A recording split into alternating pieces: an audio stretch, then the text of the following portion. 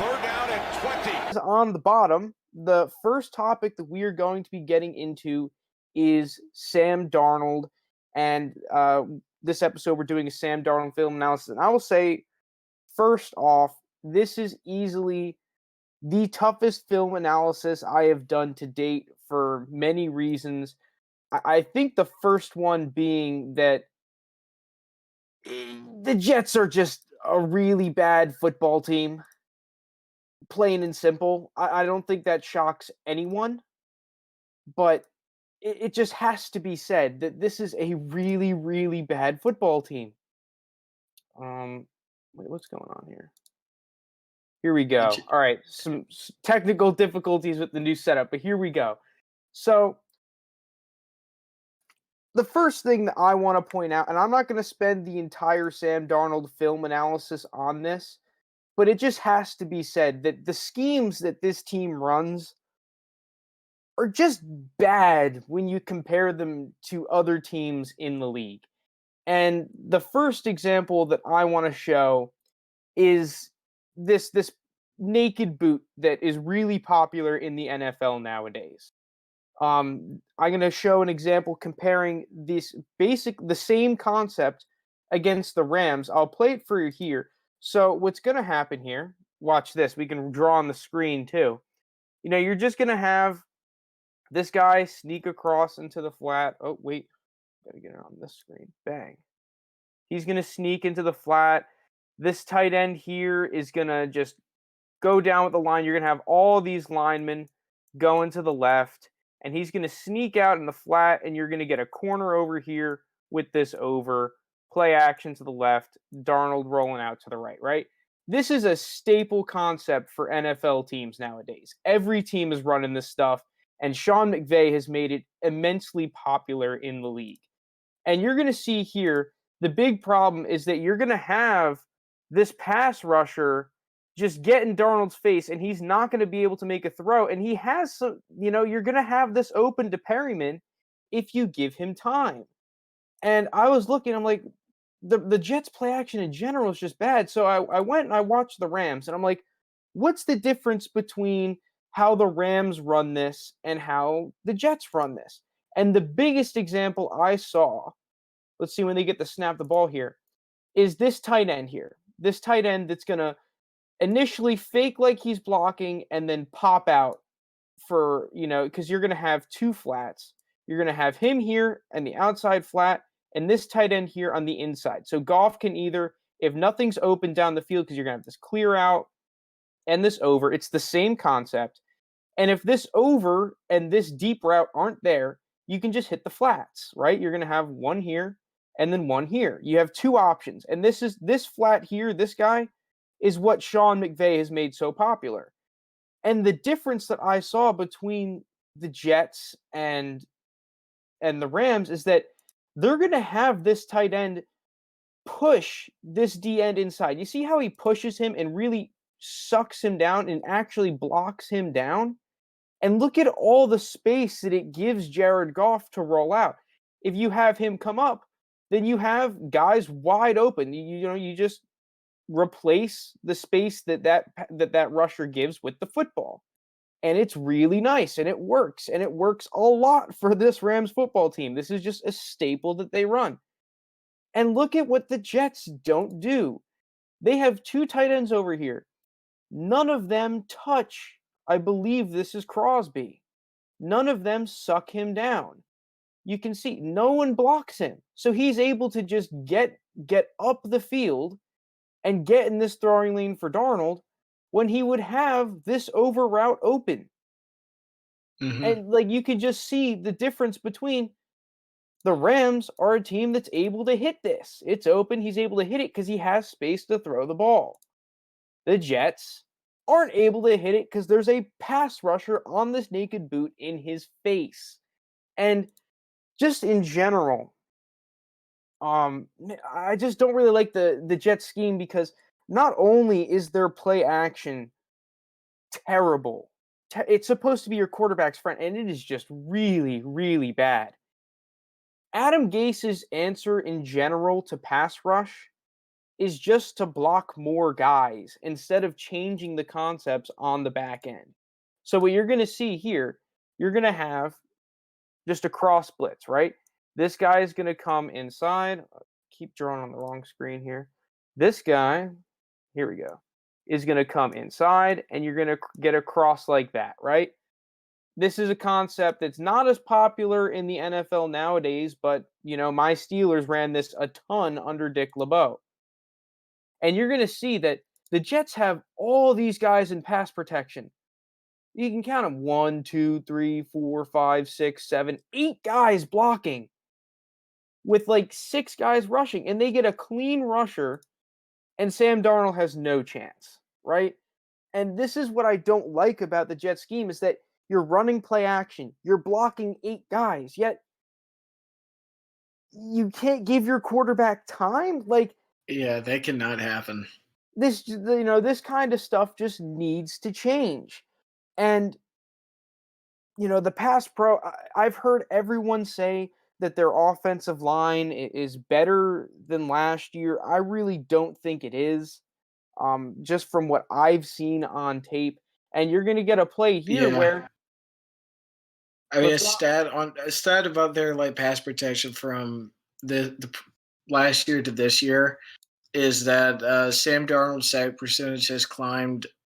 Uh, it's increased from 2.5% from 7% last year to 9.5% on dropbacks, where he's getting the old sack. So yeah, that narrative of their O line being better than it was last year is just clearly false.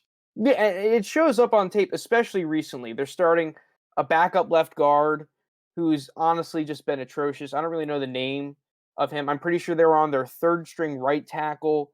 And the Jets team is bad enough. When they are starting backups, that's how you know you're really in for trouble. And even when they kind of give Darnold time, right? He has some time. Adam Gase is calling so many long developing concepts that you're not going to be able to really hit these with the offensive line of the Jets. Here's a concept. They have this deep post. He's going to cross the field to this safety right here and be wide open. But you can see that Sam Darnold has to evade this rusher. Then there's another rusher that has to come, so he has to climb the pocket, and he's not able to hit what eventually becomes a touchdown opportunity solely because the offensive line just doesn't give him the time to hit this guy deep. This safety falls a little bit, and by the time it's open, Sam Darnold, it's too late. You just weren't able to hold up. And this is the main reason why I think a lot of people don't like Adam Gase is because with the personnel that he's got, these vertical concepts that he wants to call every game, they just can't run them. They're not hitting them really any games, and it's just infuriating to watch. And here's where it kind of just all comes together, right? Um, on this play, you're going to get the Seahawks from last week. They're just going to blitz everyone. All these guys come. And what is Sam Darnold going to do with the football? Not only granted, they have 2 little guys in pass pro, but no one's head is turned around. Where is he going to go with the football? There's no outlet for Sam Darnold. And this was a huge problem last year that other people had pointed out that they're calling vertical concepts without a little outlet for him to go with the football. Hmm. What the hell is he going to do? What is he going to do? No one's head is turned around. Like, you can't blame him for taking the sack there. It's third down. You don't want him to take a sack near the goal line, but it's better than a pick at least, right? Like, and this is Yeah, just all the problems with the Jets coming together. All right, but aside from Adam Gase, for the most part, I'm sure that in some of these clips coming up, I'll have some things to say about him. But let's get into the problems with Sam Darnold, right? One of Sam Darnold, I had 2 really big problems with on tape, aside from the fact that the Jets just suck, like at all pretty places. bad. The first one is that he has tunnel vision a little bit, especially on these deeper concepts, and he struggles to read defenses post snap a lot of the time when he's trying to stretch the field. And here's the example that everyone's going to point to last week where Jamal Adams almost drops an interception. And what you're going to get here is it's actually, I've been going over this a lot because we saw this with Taysom Hill, but you're going to get a deep post that's going to cross the safety's face, right? And you're going to get a dig in behind and a flat. And Jamal Adams is going to be dropping and playing this cover one robber with the safety over the top here, right? Pretty standard stuff. And what Sam Darnold is going to assume is that this Jamal Adams, he's going to go and then run with this post across the field. He's thinking, okay, Jamal Adams is going to run with this guy, and then it's going to create space for the dig in behind, a little window for him to throw it here. And that's not what happens. Jamal Adams, all pro level safety, is able to read the concept and where they want to go with the football and realize, okay, Sam Darnold isn't going to throw this deep post. He's going to hit the dig in behind, and then he just drops the interception. And this is, I mean, it happens. This just happens when you play quarterback at this level. It's tough. But he just needs to see that Jamal Adams is not taking the bait on this post, and he's completely sold on this dig. And Yeah. if he decides to throw this post over the top, look at all of this space way over here. He has all this space to make a big play and really put the Giants in a good position at this point in the football game. And he's just not able to do that. And this came up consistently on film. It's just his struggles in trying to stretch a defense vertically, both with his eyes and with his arm. He's just not reading it fast enough. And here's another example where I had a problem where he just doesn't really maneuver safeties and pick the right vertical concept because Adam Gase is dialing him up all the time. And here, he's going to want to hit here. He already threw it, but he's going to want to hit this deep route to Perryman down the field, right? But what he doesn't see is this safety, look at his leverage. He's playing on this near hash, right? The safety's already cheating towards where he wants to throw the ball. But B, look at all of this space for this corner route right here, who has great leverage. He already has 1.5 yards of separation. He initially looks here, but it doesn't really move the safety at all. And then this is just a problem with Sam Darnold in this scheme, is that he's not really making the right decisions when he's making these throws vertically down the field.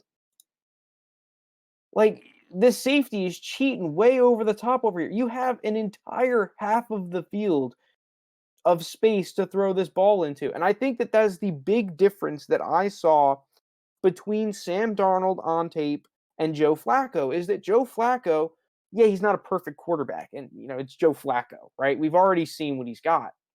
But Joe Flacco, specifically against the Patriots, hit some of these throws where he realized, okay, safety's cheaping over the top this way. I'm going to maneuver him this way and hit the corner route with space, right? Mm-hmm.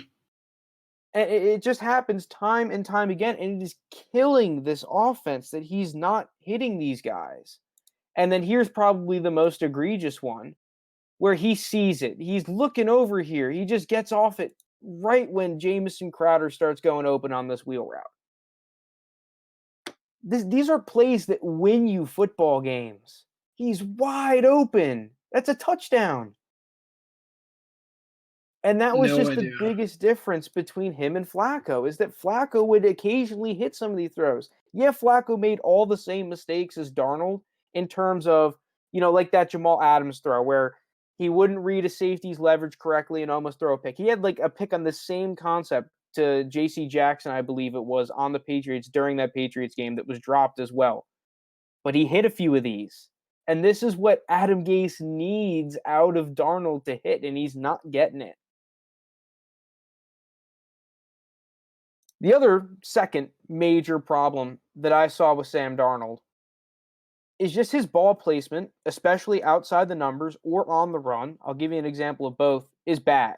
He throws it to the wrong shoulder, and it is a large reason why he throws interceptions. So here we're going to see this is week 3 against the Colts. Xavier Rhodes pick 6. He's just going to throw it to the inside shoulder. Now, it's great coverage by Xavier Rhodes.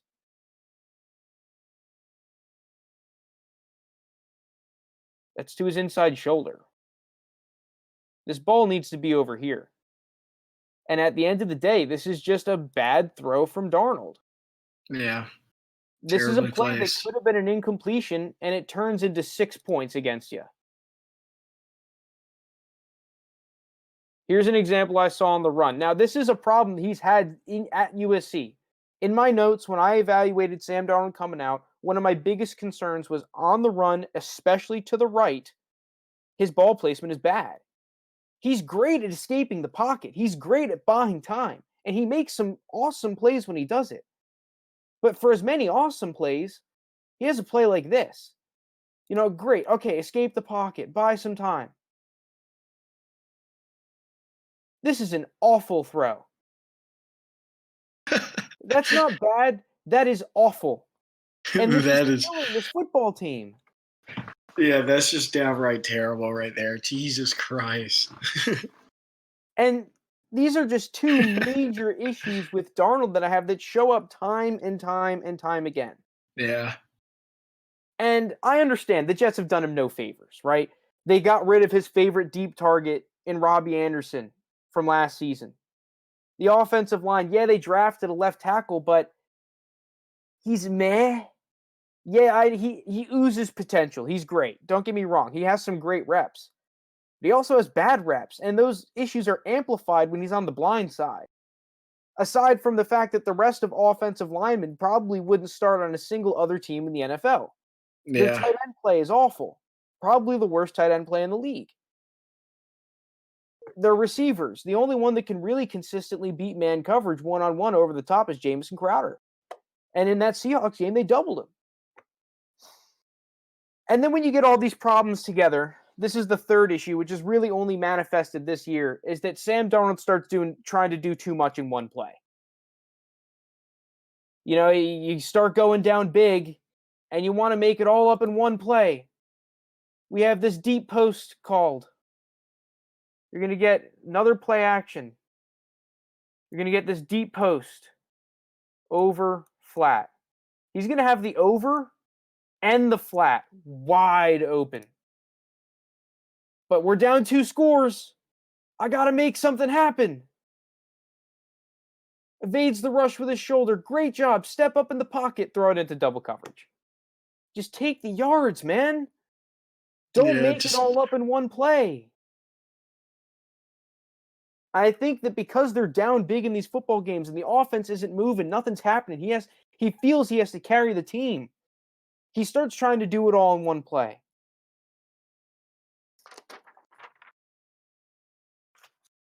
But on the bright side, let's get to the bright side, right? Those are really his only major issues.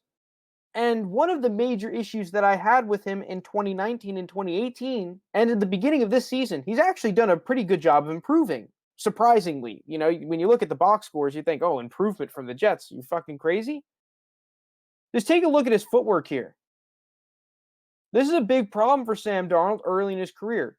This twinkle toey kind of footwork. Just, I'm not confident. Ugh. Just not, his feet aren't where he wants to throw the ball. This is week 1 against the Bills. That's definitely not how you're taught to throw the football. And it ends up being an inaccurate incompletion. Let's go to a play last week against the Seahawks. Here he's going to be under pressure. They're going to bring it pretty much the house. But look how calm he is with his feet now. Under pressure, anticipate this dig on the dagger concept. Bang! Hits it for a first down. I thought that was third down. It's actually 2nd and 4. But you can just see the development a little bit in an issue that he had. This would have been twinkle toes Sam Darnold back then. But look how composed he is in the pocket.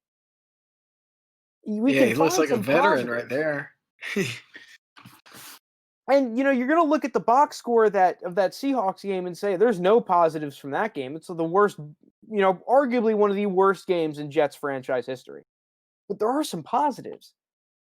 Here's early in the season against the 49ers, right?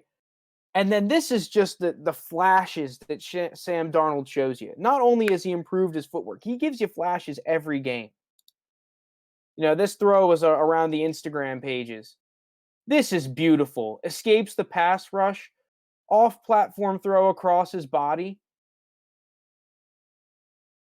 That was a bad whistle, but just look at this. This is what Sam Darnold, this is what you want him to be. Free rusher, escapes the pocket. Look at this throw. That play always still amazes me. This is just the talent that Sam Darnold has. That is unbelievable. Touchdown to Braxton Berrios. And the other thing, too, is that Sam Darnold is pretty good with unblocked defenders.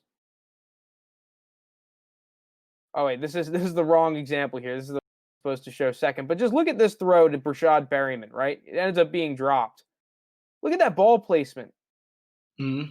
This Great is in ball. large part due to his improved footwork. It's not perfect, but he's much more composed than he was last year and even the beginning of the season. Like, obviously, sitting down under Joe Flacco and just looking at the tape that he sees, just riding the bench for a little bit, has really improved his game, surprisingly, because it's not going to show up on the stat sheet. And then here's the example with the unblocked defender that we're going to get. Just look at the anticipation. These are the flashes that you see. He's going to throw it to Berrios. He throws it before Berrios is turned around. 3rd and 5, conversion. He shows you the flashes, man. The other positives I saw from Sam Darnold that I just don't really have time to show. When he sees a rush, he can escape it. He's absolutely astounding at maneuvering the pocket. And he can make all the throws when he sees them. For the most part, he has ball placement issues on the sideline, but aside from that, he can make all the throws. The other thing is that a lot of the throws that he makes that are good are drops by his receivers. Perryman has not done a good enough job, especially vertically, for this football team. No. Denzel Mims is a guy that is really only coming on as lately, and even then, he's not good at stretching the field vertically. He's very good underneath and is athletic with the ball in his hands, but can't stretch the field. And just the overall dysfunction that this guy has to work with is ridiculous. And that's what makes this analysis really hard, is that who would succeed in this team? When you are 0-13 and are this bad, it's never on one guy. It's everyone that's bad, right? And Yeah, it starts at the top and at the very bottom, for the Jets. They are just horrific in all aspects of the games. But at the end of the day, like, there are some bright spots, and you can see it in Sam Darnold. It's just Jesus. Like, I don't know who you really all blame. I think you just, like, at the end of the day, you just keep it simple and say they're just bad. They're yeah, just they a are bad bad. team. Now, I think my overall thoughts on Sam Darnold, the kid's got talent. He's really talented, and he's younger than Joe Burrow.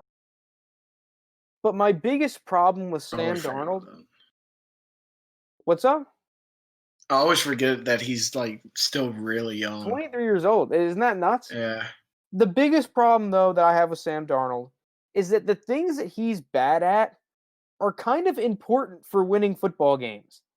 He hasn't been able to stretch the field and hit those plays when they're open that really change field position and create touchdowns for your team, which is kind of important when you're a quarterback, especially nowadays with more points being scored.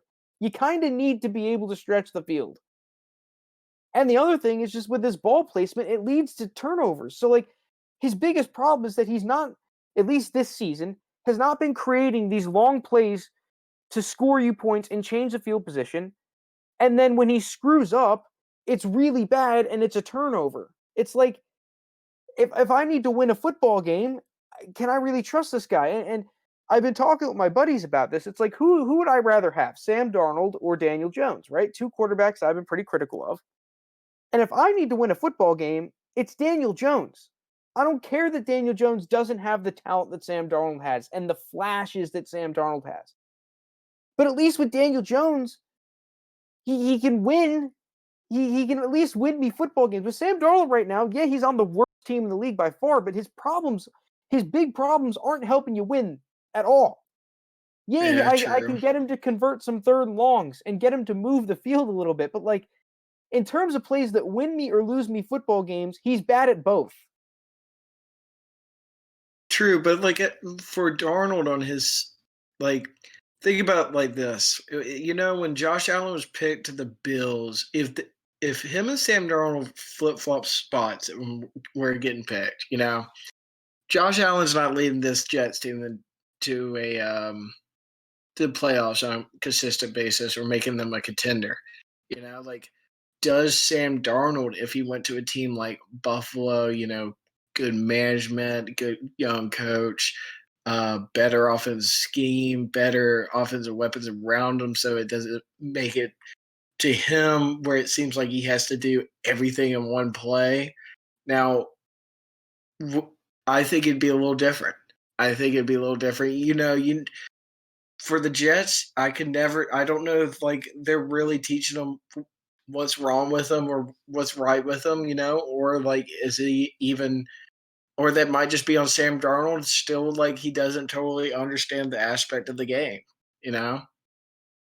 I'll give you that. The Jets have failed with him in his development, and it's really tough to see. And let's just go through the moves that this management has made, and a lot of it is on their former general manager Mike McCagnon, right? First, first and foremost, the decisions I disagree with back in 2018, and once again, hindsight is 2020. But firing Todd Bowles, I never liked. I've always thought that Todd Bowles is a great coach. I think that he should be in the running for another head coaching job.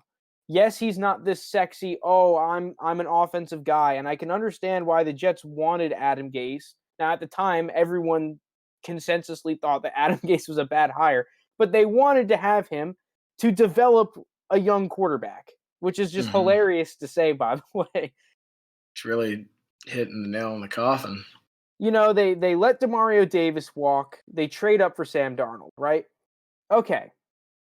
2019 rolls around, and what are the moves that you make? You get rid of his favorite target in Robbie Anderson. And the only draft capital that you spend to help out your Jets offense is pick up a blocking tight end in the third round, and I believe Trenton Cannon in the sixth round. The rest they spent on defense.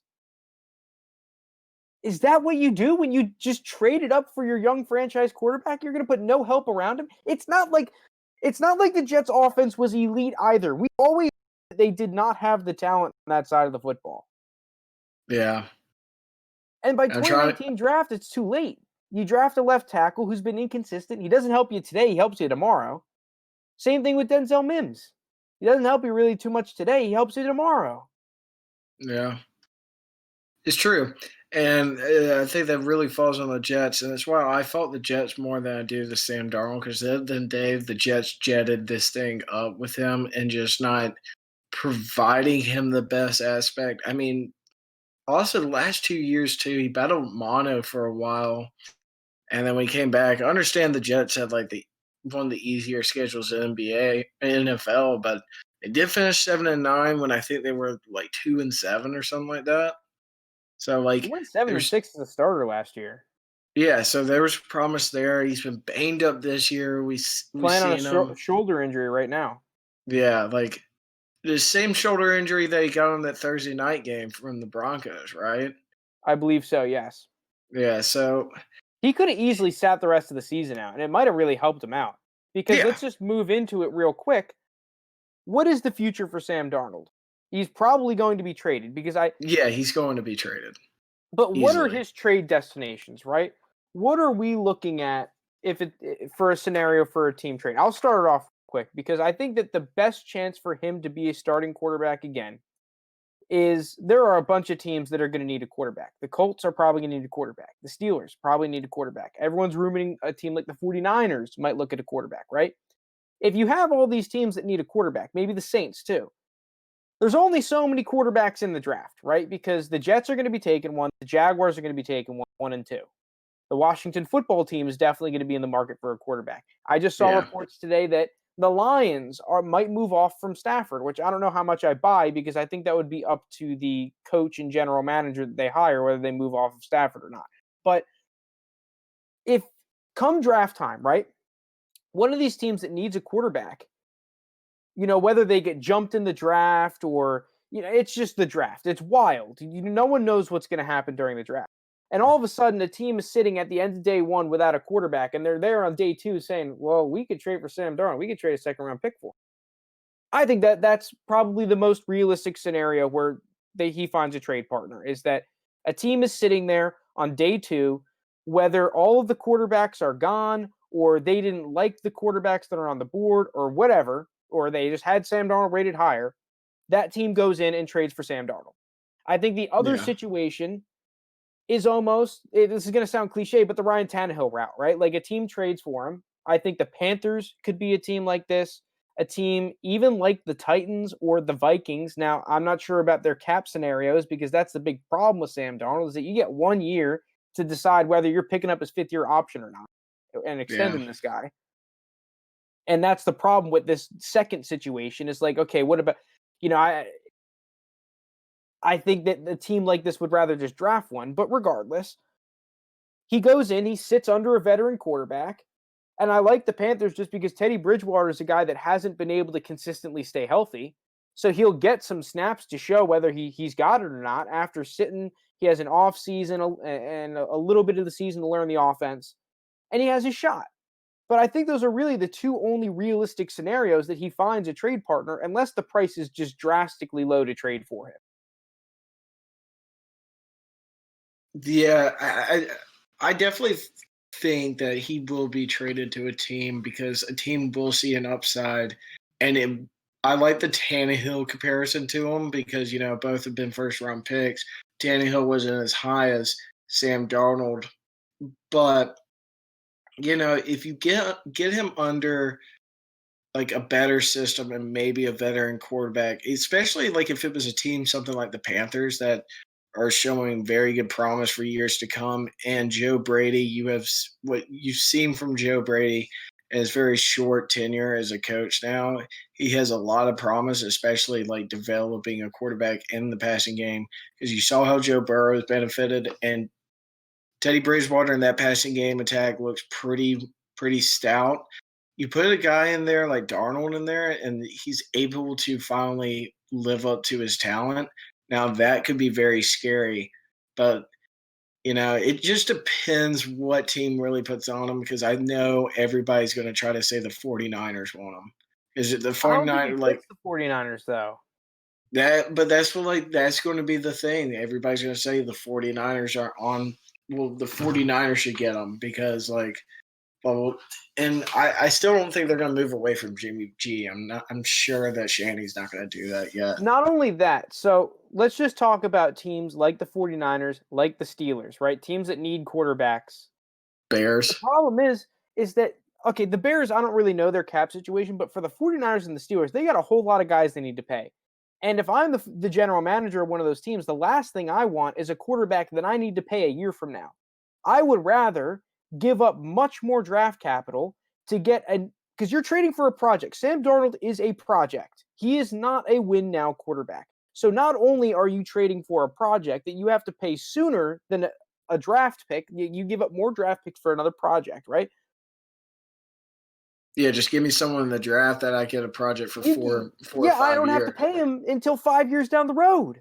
Yeah, I It's mean, still a yeah, project. I And agree that's with why I'm you. saying the only scenario that one of these teams I think really wants to trade for him is if come draft time, whether they want to trade up and they're unable to, or the board doesn't fall the way they want to. Maybe they have their eyes on a guy like Mac Jones and he goes a little bit earlier than expected. Or maybe like a Trey Lance is on the board, but the team doesn't think he fits or doesn't like him. Okay, maybe then when you're sitting there day two, You think, okay, let's put together a package that we can get for Sam Darnold. We'll take the risk on him because the draft is not falling the way we want it to. I think that's really the only way that one of these teams wants to get him. Because if I'm a general manager, I don't want to have a quarterback that I have to pay a year from now. Hmm. I'd rather take a project that I can develop myself and pay 5 years, 6 years down the road. So if I'm the Steelers, I can pay TJ Watt. I can pay maybe a Juju Smith Schuster, a Claypool, whoever, all the talent on the defensive side of the football, a Minka. We just got all this talent. And what? I'm going to trade draft picks and salary cap for Sam Darnold. The only way I'm doing that is if I know that Sam Darnold can help me win football games, which I don't think you can. That Sam Darnold can help you win football games now. And not only that, if I think that if I want a quarterback that can help me win games now, why not just sign Matt Stafford? If he moves on from the Lions, I'd rather sign Matt Stafford than get Sam Darnold. I'd rather try and get whoever is in free agency that is a more veteran quarterback. Yeah, he's not as talented, but I'm trying to win football games. I'm not trying to develop a quarterback if I'm one of these teams. And if I want to develop a quarterback, I'll fucking draft one. Hmm. That's the other big problem with Darnold is just the situation around him is really wacky. Like when you compare Rosen, a guy that has less talent, a lot of people would say, it's at the time that he got traded, at least, maybe not during the draft, but at the time he got traded, you didn't give up any money for him. Yeah, you gave up a second round pick, but you didn't have to pay the guy. He was just he was a developmental guy. Sam Darnold, you got 1 year, you got to pay him or not, and then he's in free agency. Yeah. So On the other hand, Rosen had what, like 3 or 4? Yeah, he had like 3 or 4 years left on yeah, you his got traded contract. 1 year after you got drafted. So you got Yeah, that's three right. years, and then that fourth year you can pick up his option. So Sam Darnold, uh, I just think the big issue with Sam Darnold, yes, he has the talent. Yes, he's shown a lot of good, but his flaws are really bad flaws for if you're trying Hmm. to win, which is kind of the point of playing. And we just have to be realistic with ourselves. He's closer to Mitchell Trubisky than he is to Aaron Rodgers right now. Yeah. But I think he can turn it around. I think that he's got the talent to. When you compare him to other bust guys like a Mark Sanchez or Mitchell Trubisky or whatever, he's got way more talent than those guys. But it's just He just about needs getting the a right system that team to take believes a in him. shot on him. Yeah, he needs to That's be what in it the right is. team. And that's the problem is that I feel like his whole contract situation and what you have to give up for him, it's just going to be tough for him to get into one of those situations with a team that can believe in him because if I'm a GM, especially with how good this quarterback class is looking, I just rather draft a quarterback. Yeah, I would There's been too. a proven method that you can win if you get a really talented rookie quarterback on a rookie deal. You can just pay everyone and have a great championship window. You don't get that anymore with Sam Darnold, and I think that's the main issue.